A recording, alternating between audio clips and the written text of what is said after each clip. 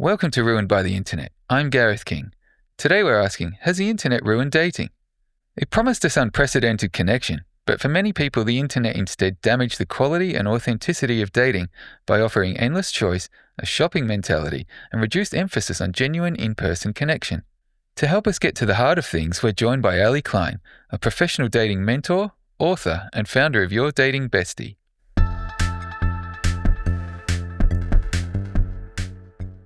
Elly, thank you so much for joining us and welcome to the show. Thanks, Gareth. Before we begin, can you tell us a bit about the work that you do and your journey that led you to this point? I can. Okay. Well, I call myself a professional dating mentor. I mean, the more common term is dating coach, but I just don't like the word coach. I kind of see myself more as a mentor. So I have a business where I help women who want to find their Mr. Right go from dating sucks to dating success.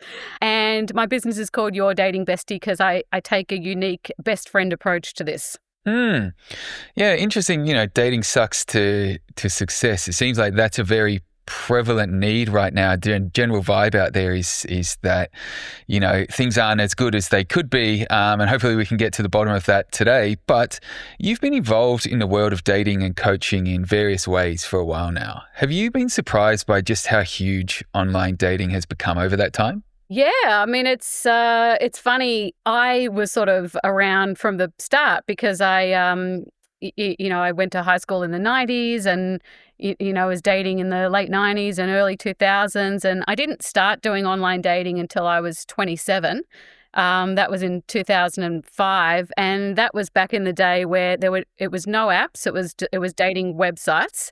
And people were still saying on their dating profiles, like, oh, I can't believe I'm doing this. So, it was sort of still a little bit taboo. And now it's probably gone so far in the opposite direction that it's almost like people have gone back to meeting offline. Yeah. And I think it's quite an interesting point that you've just raised there around the kind of taboo or, the stigma of it. I can remember maybe even just over 10 years ago now, it still felt like it wasn't as something that people were just so cavalier about. It seemed to be a little bit clandestine and there was almost this little bit of embarrassment around that was what you were doing because it felt like people were still seeing the kind of more traditional methods as a good option. So we've obviously seen since that time that it's almost the online and whether it's apps or websites has kind of become the first port of call. And it's almost changed the way that people are interacting by, there's almost that hesitation to try and do it the classic or the traditional way, whether that's, fear of rejection or just awkwardness about approaching people, whether that's kind of affected by how technology has infiltrated our whole lives since then, who knows? Leaving the obvious convenience aside, what else would you say the most profound changes that the internet and technology has introduced to how people date today? The first thing is it's just given you access to so many more potential partners. Up until online dating, you were really only limited to school, work, family, friends, who you might meet out of an evening at a bar or a nightclub, and then travel, a little bit of travel, and then maybe some common interests if you play a sport or something like that. And that was it. And now you can go online and sort of look for men or women within, 10 to 20 years of your age, within a 100-kilometre radius or whatever, and you can connect with them. And so it's given a significantly more access. The other thing is that you now know a lot more about someone before you go out with them. So especially when you would meet someone at a party or at a bar or something, all you would know is that you find them physically attractive. You don't even know if they're single. And so you don't know how old they are, you don't know where they live, you don't know what they do. You know a lot about them before you sit down and have a date. And so I think there are advantages and disadvantages to meeting both offline and online.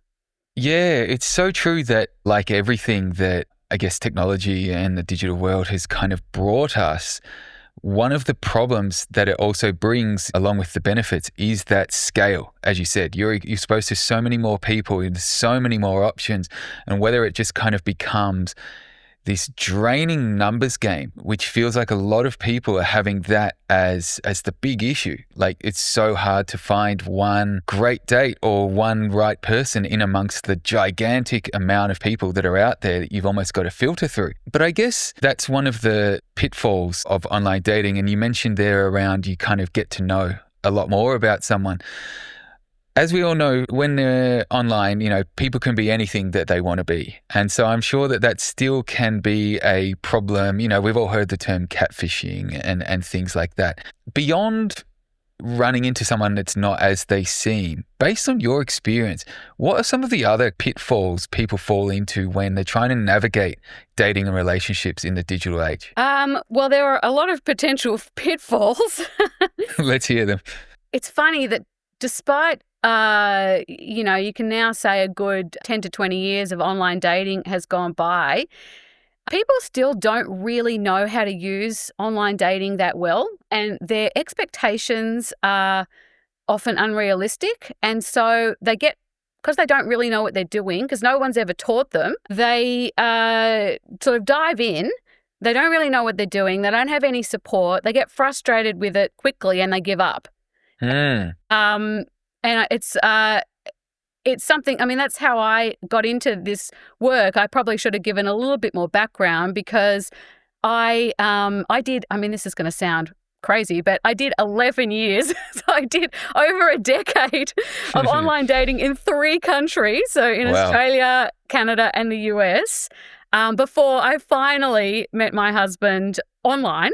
I was 38 and I got married at 42. And I think that I would have met someone a lot earlier had I have known what I was doing. I just learned through trial and error. And I actually did end up working with a dating coach myself, and that certainly helped. And there were other things that contributed. But I ended up, in that final year, I ended up making a few changes to my approach to online dating, because I'm doing something wrong. I've been doing this for a decade and it's not working. I'm doing something wrong. I need to make some changes.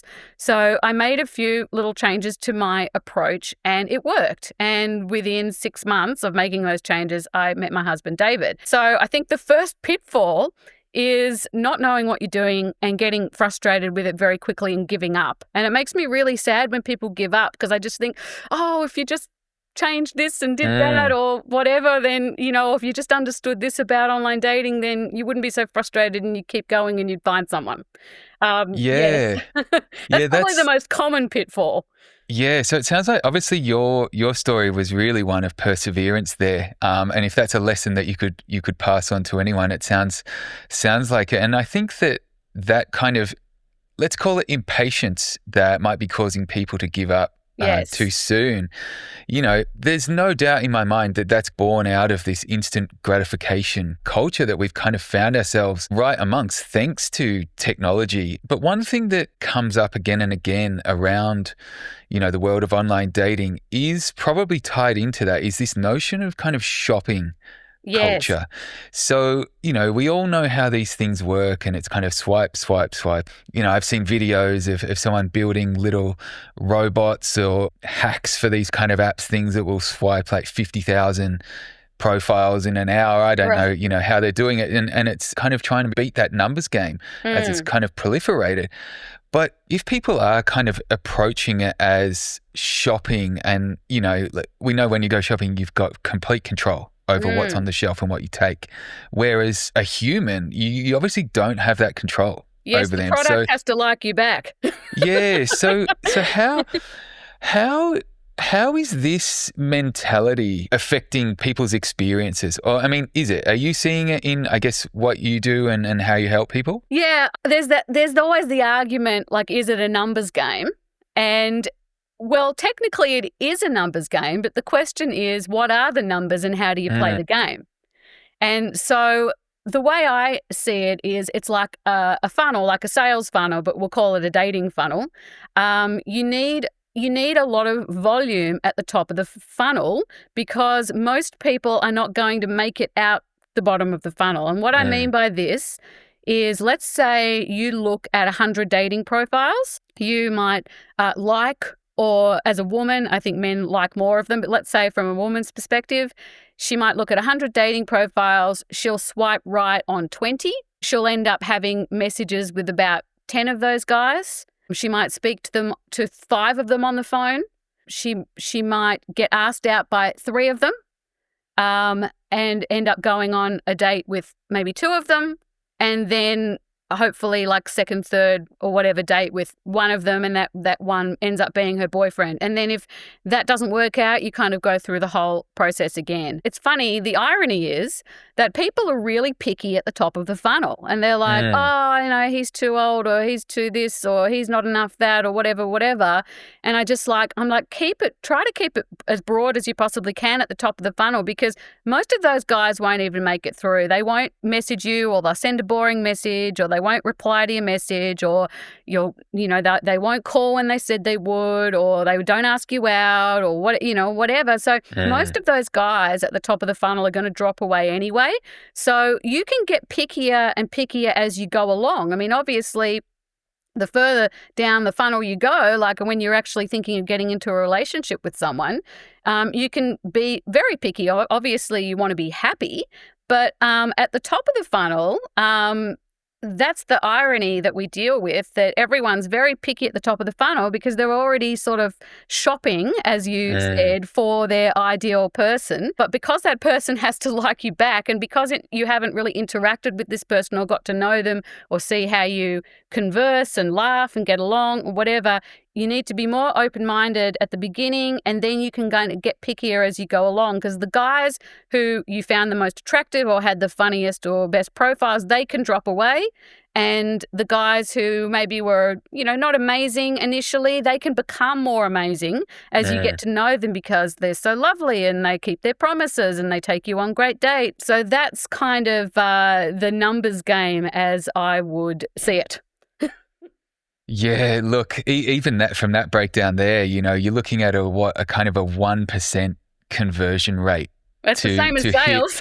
To kind of hit someone that you might actually go on a second date with. And so it's so easy to see how it could be almost demoralizing after a certain amount of time, especially if you, as you said, potentially open up the pool and be less picky at the top of the funnel. Well, you could look at it. I mean, think of it like this. If you walk into a bar or a nightclub, there is probably only 1 or 2, for women anyway, there probably is only 1 or 2 guys in that nightclub that they would walk out with, who also wants to walk out with them.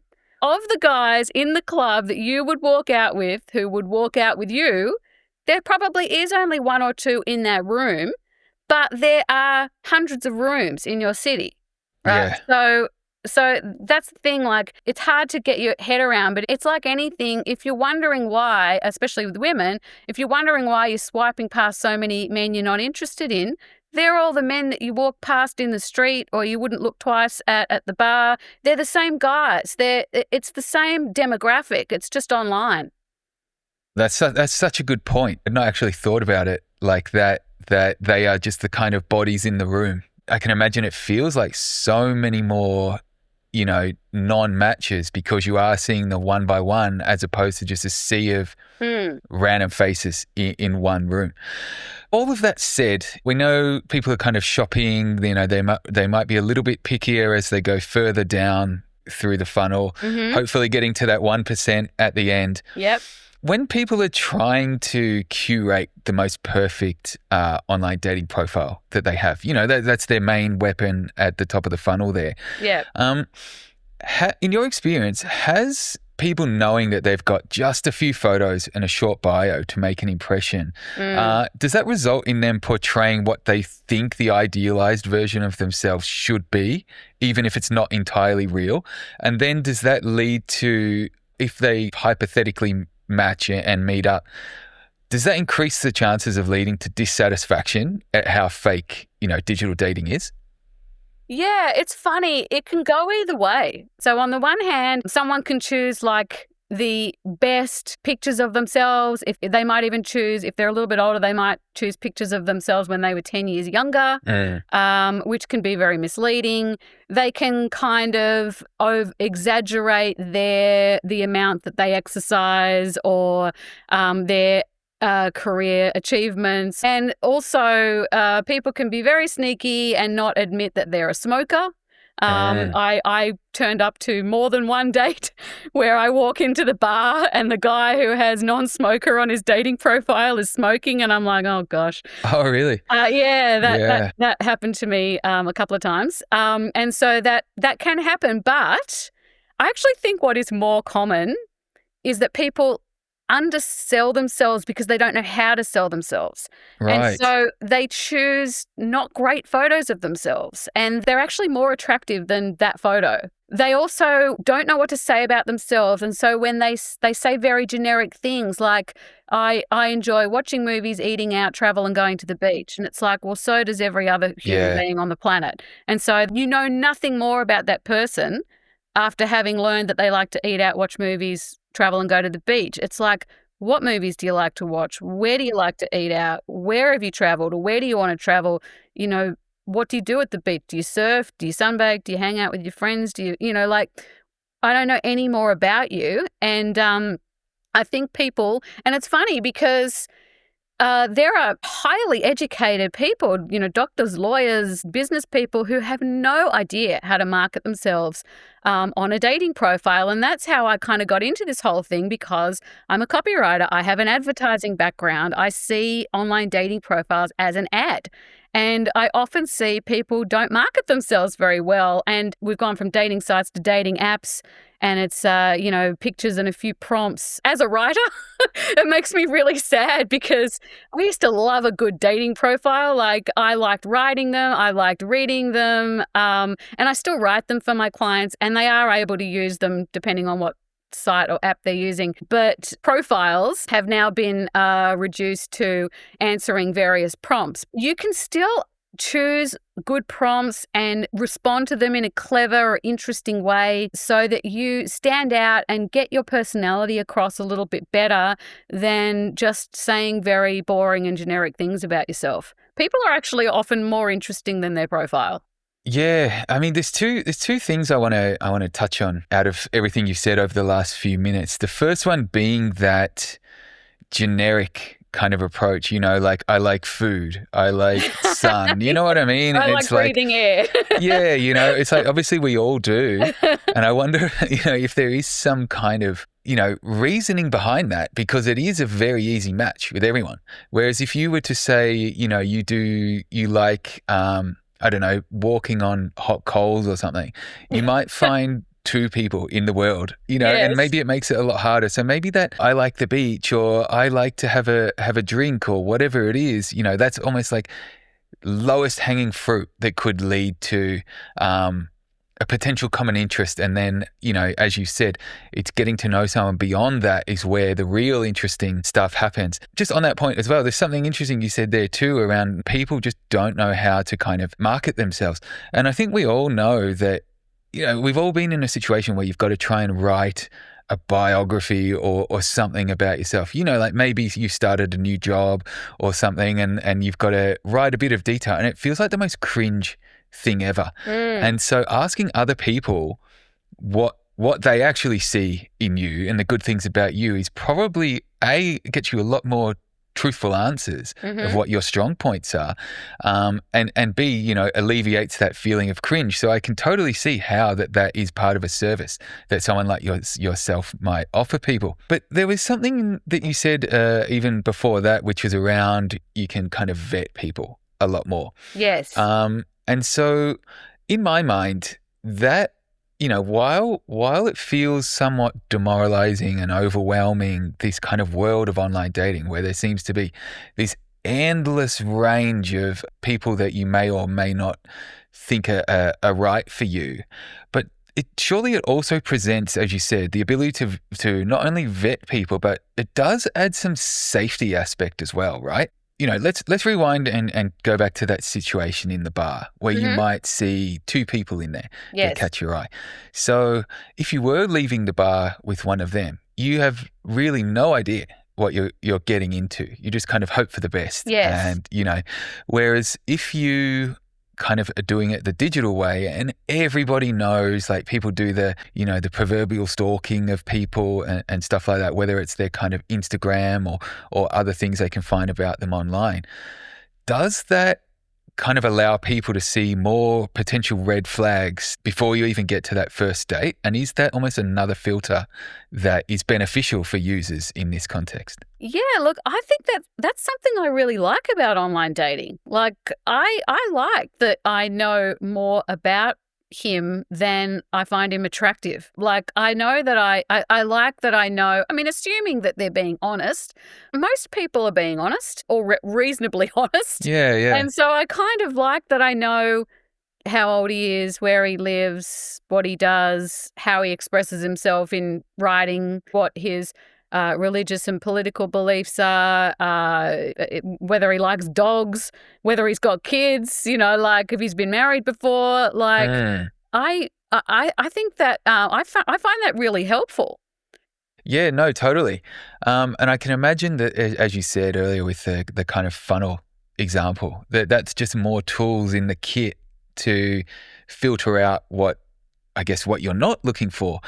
But on the topic of filters, a contentious issue that I've seen people talking about is very specific filters within these dating apps. For example, one that I've seen talked about a lot is the height setting. And I'm not sure what the average height of a guy is. Is it like 5'9" or something? Tell me. Yeah, I can tell you, and I'm sure it's probably the same in Australia, but I believe the statistic in the US is only 14% of men are 6 feet or taller. Really? 14%. That sounds really low to me. I guess it sounds about right to me. Really? Yeah, because you'd probably say an average man's height would be 5'10". Okay. So that sounds about right to me. But yeah, 14% apparently is what I last heard for the US. Yeah, look, height's one of those things. I must admit, personally, I don't get it. I've never had a height fetish. I'm 5'4". I've dated guys who are 5'5" and, up to 6'5". But my husband's like average, he's taller than me, but he's like average height.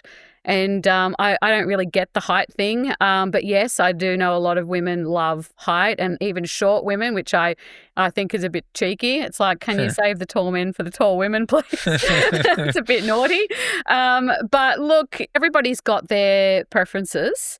But you just need to be aware that the more preferences you have, the fewer people you have to choose from. And you've got to ask yourself, are these preferences really a deal breaker, or are they just a preference?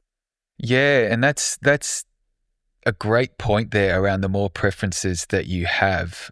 You're obviously narrowing that pool so much further. I've seen stuff online of people lamenting the fact that they can't find their ideal person. And, take a list of, let's say, 10 pretty serious, like rare criteria, and which is just not surprising that you can't find this person. And I've seen people take those criteria, like let's say it's, I don't know, someone in New York looking for someone, and they got this criteria, they're in this gigantic city full of people. But this criteria, when someone's run the numbers on it, there's maybe like 2 of those people in the entirety of New York. And as you said before, one of them or 2 of them, the feeling needs to be reciprocated. Yes. And so it's almost like you said, they're setting themselves up for failure by aiming so high that you may not see things, you may not realize that are, things that appeal to you. Obviously, that would lead to so much dissatisfaction, burnout, and feelings of negativity around it. But I guess the flip side of it is you kind of know what you want. And if someone's like, yep, That's what I want. It's like, I mean, more power to them. They're probably making it more difficult to themselves. But, if that's what they want to do, that's what they want to do. But with all this ability to filter things, and presumably the more specific you can get is to kind of cut through so many numbers and be as efficient as possible, which is, we all know that's what people try and get out of technology. That kind of approach, it's obviously making it harder to find a meaningful long-term relationship. What other ways would you say that the internet or dating apps or technology in general makes it harder for people to find a meaningful date that then might become a relationship, to then might become, something even longer than that? I think the whole thing with the filters, it's a trap. It's a trap that everybody falls into, because you think that you need someone to be X, Y, and Z, or you need them to be not A, B, and C for you to be happy. And you actually don't realize that you don't need all of those things. You might need some of them. Obviously, everyone has reasonable boundaries, but when you've got preferences, you're not allowing any room to be pleasantly surprised. That is the thing that I think that technology has taken away a little bit. Of course, you can learn to overcome that and not judge people so quickly or so harshly, and just take one extra step in the process to get to know them. Like, if you're not sure, have some messages with them, or if you've had some messages, speak on the phone. If you've spoken on the phone, go on one date. Just because you go on one date with someone doesn't mean you're going to marry them. Yeah, for sure. You don't have to, if you just take one more step in the getting to know you process, if you're not sure, you may end up being pleasantly surprised. And instead of holding so fast to, he has to be within this age range, or he has to live within this parameter, or he has to have a university degree, or he has to this, or he has to be a professional who wears a suit and tie, or he has to, you don't need these things as much as you think you do. You need someone who you find attractive, whose company you enjoy, who treats you well, and with whom you have an easy relationship, where you want fight rarely, you make up quickly, you want to be committed in the same ways. So you want to be monogamous, or you want to live together, or you want to be married, or you want to have kids, or you whatever. These are the things that are going to make you happy. A guy who is 6'1" is not going to make you happier than a guy who's 5'11". He just isn't, right? It's irrelevant when it comes down to spending your life with someone. And so in the early stages, we can make the mistake, and gosh, I did for the longest time, made the mistake of thinking I need this kind of a guy and I know what I want, and I didn't know anything. I thought I did. But the thing is, this is the thing, okay? I actually ended up getting everything I wanted. I just got it in a package that I didn't expect. Right. So I wanted someone smart. I wanted someone funny. I wanted someone sophisticated. But I thought I needed someone who was university educated, someone who made X amount of money, someone who lived in a certain place, someone. I thought I needed this criteria to get the smart, the funny, that thing. And when I started being a little bit more open-minded, and I met my husband, because he didn't tick a lot of those boxes in the past, I would have gone, oh, no, he's not right for me. Whereas then I was starting to be a little bit more open-minded. And when I got to know him, I found out he was all those things. He just didn't tick all the check boxes that I thought needed to be checked to get the smart, the funny, the sophisticated, And so that's why I'm such a big believer in just getting to know someone just a bit better. I mean, obviously you don't keep getting to know someone if they treat you badly, or you just find them terribly boring, or you're just not feeling it, or whatever. But I think when you're doing online dating, people cut people off way too soon. They say one little thing, or they do one little thing, or they post a picture that you don't like, or they whatever. There's a little some criteria thing, and you're like, nah, they're gone. And I think that's a mistake. And I think that if you could just get to know people just a little bit more before you decide they're not for you, you're going to find someone a lot quicker. That's just with online dating. But you were talking about technology more broadly, like social media. But look, let's carry on from that point that you were just talking about there around being kind of pleasantly surprised. When you kind of get to see aspects of somebody that aren't kind of visible immediately. Just on the point of what's at the surface and what you can see, you can disregard someone very quickly. If you're just kind of looking at that top level stuff, I'm not getting, this person doesn't have exactly everything that's on my checklist, et cetera, et cetera. So you're not really invested much time or emotion into this person at all. And so you don't feel possibly that they're worth that time. And this leads me on to my question. So you've previously spoken about dating app disrespect. How much of this is tied into just natural human behavior, and how much of it do you think is a byproduct of the way that this technology works and the way that people use it? I mean, obviously, I think it's a bit of both. It's the whole nature and nurture thing. I think technology can bring out the best and the worst in people. And we have become a very instant gratification, minimal patience culture. But at the same time, you need to stop and appreciate the unprecedented access to finding the love of your life that this top technology has created. And so I think it's a little bit of both. People are always looking for ways to be more time efficient. And so they think that dismissing someone quickly is saving time, but it's not saving time if you're going from one person to the next person to the next person and never finding anyone. So if you put a little bit more, and not a lot, just a little bit more time up front before you move on from someone, you're probably going to find someone a lot quicker, because you'll find that the person that you were like, I don't know if I'm that interested, when you get to know them just a little bit more and a little bit more, and especially as you see how they treat you, and you go, oh wow, they're a really good listener, or they're really thoughtful, or they always keep their promises, or they're fun to be with. If you dismiss them early, you're never going to get to know any of those things. Yeah, and it sounds like that everything that you said, and we mentioned it a couple of minutes ago as well, is this kind of instant gratification culture is actually user behavior that is potentially driving so much of this dissatisfaction with this world. And that leads me, I guess, to my next point, which is, say there's people now who are in their early 20s. The way that they see the way that millennials would have used something like Facebook and putting everything out there forever. They just find it so cringe and would not dream of putting that much stuff online, because I think that they've had the advantage of growing up into the world where they can see that one mistake or something you do wrong or say wrong on video could potentially have serious consequences. So they're naturally way more wary of the technology. And a separate issue is I think that it's affecting the way that they interact with each other in the real world.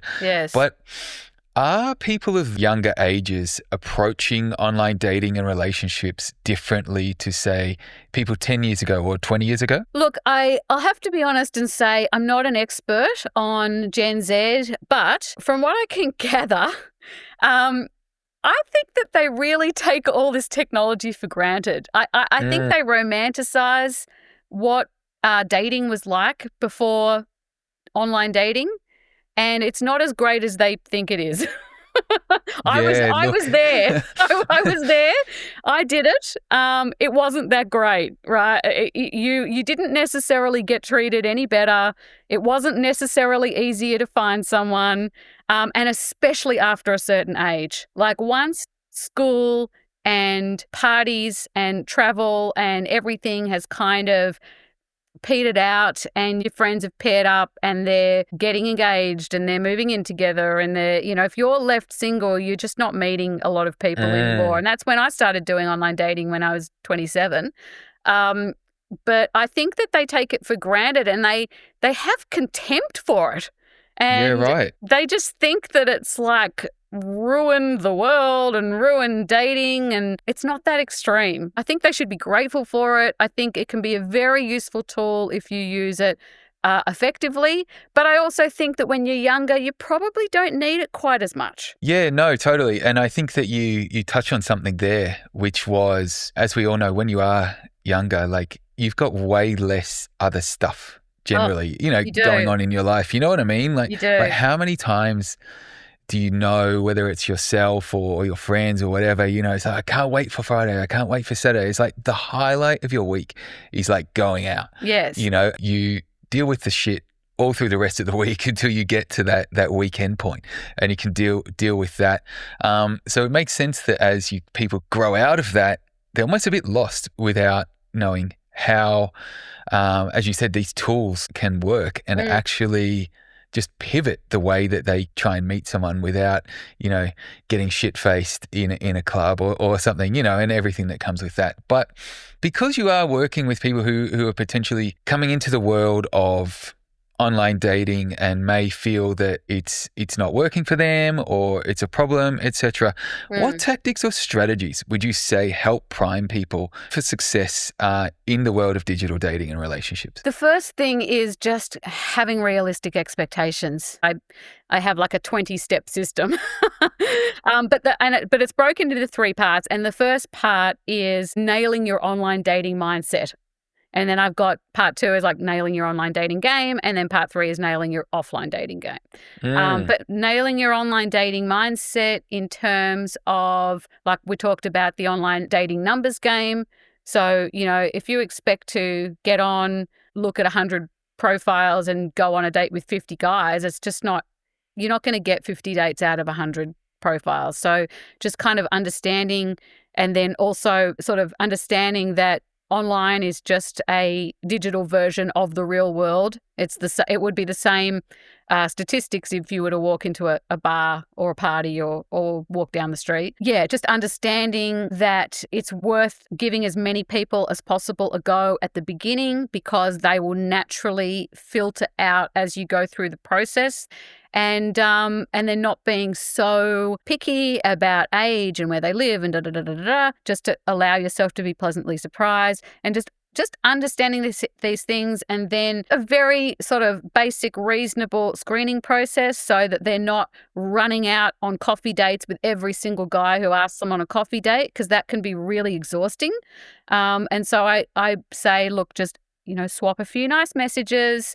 If that goes well, suggest that you have a phone call and lock in like a day and a time to speak on the phone. And then if that goes well and he asks you out, go on the date. That can all happen within a week. Within a week, you can match, you can swap a few messages, you can speak on the phone, and you can be out on a date all within 7 days. So it's not a long screening process, but it just means that by the time you end up on a date with someone has taken a little bit of time to get to know you and put a little bit of effort into you. And it's amazing how many guys, like my clients, guys that they're dating, drop off along that process. And they always say, oh, I'm so glad I didn't end up on a date with him, because it would have been boring, or he would have been not very nice, or whatever. And so just little things like that, because you can run yourself ragged going out on a million coffee dates. You can also be too picky and you're not going on any dates and not getting to know anybody.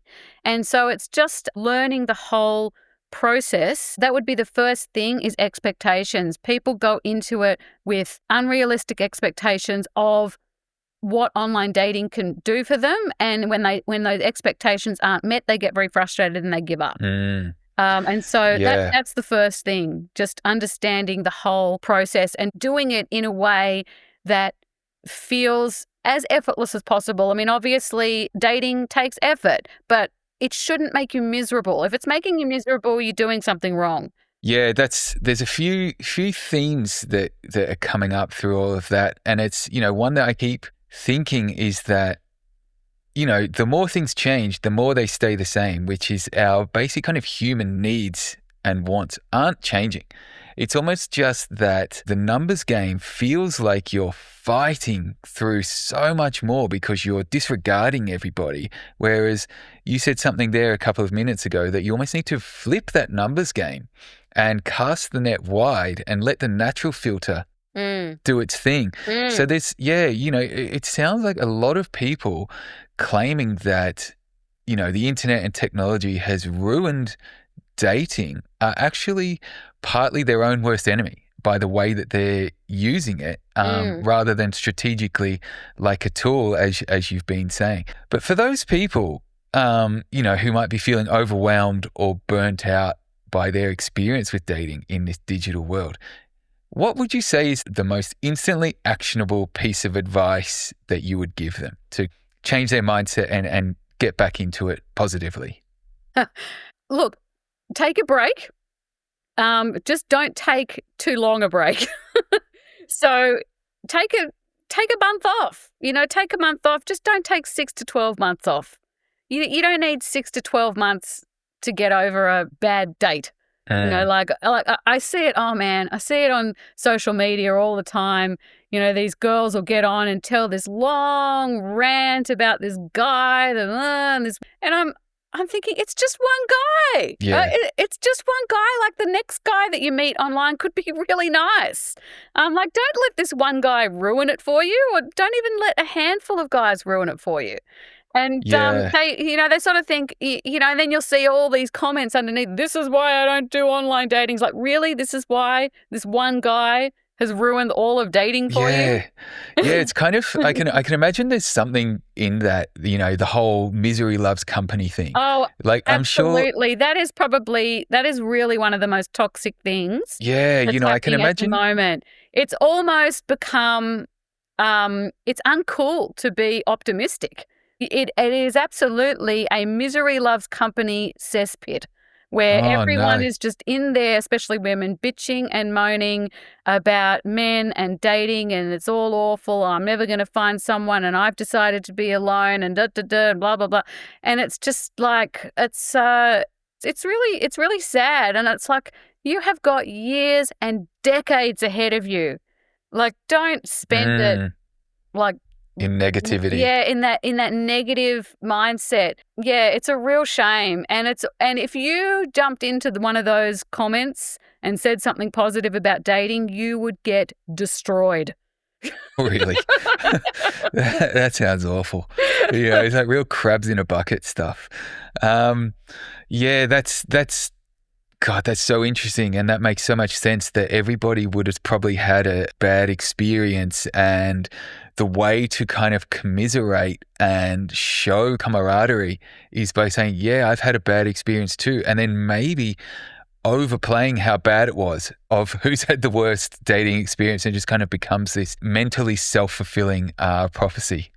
Yeah, well, it's just kind of, I think it's letting the bad guys win.